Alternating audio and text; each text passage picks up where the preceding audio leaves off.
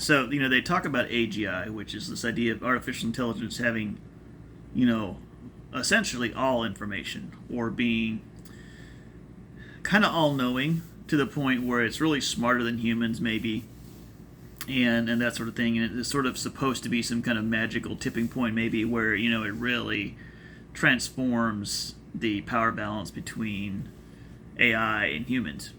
Now, I'm not an expert on the topic, and there may come a point in which AI is scary, and in some ways you could say it's already scary, depending on what you like to be scared about.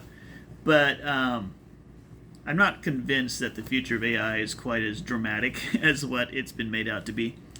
But the thing about what I will say is that it currently does have general intelligence, which is to say, the intelligence it has is usually pretty general. Now, sometimes it's very specific, and especially if you've been feeding information about yourself, it can give more specific responses.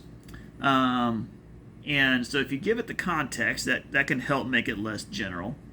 But I find that even the general information can be quite helpful. There's a lot of things that I know little or nothing about.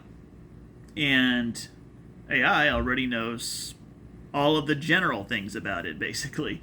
And so, where if you have a real in-depth knowledge on a topic, you may find that AI is kind of unsatisfactory to get you to the next level. All right, had a little interruption there. But but then when it comes to, so if you have a deep knowledge, you may find the AI to be too general. But there are a lot of things where a little bit of general information comes in very helpful. Like, that's basically what Google has done for most of us for years now, is provided that information when we need some information quickly, right? Now, if you really need to go deep, maybe you take a course, maybe you watch a ton of YouTube videos, maybe you hire an instructor or a coach. But a lot of times, if you just need a basic knowledge of something, you just Google it, read a couple articles, and call it good. Well, now AI, kind of gives you that summary of sort of the information in those articles, basically, and it can be very helpful. So, it can be helpful even for some problem solving. So, for instance, when I was designing my workbench, and I was like, well, how do I make how do I get the flat part, the part that I want to be able to raise and lower? How do I get that? What's the best way to do that? So it gave me a couple options, and the folding shelf bracket, or brackets, I think was one of those options. And it turned out, those things seemed to be fantastic.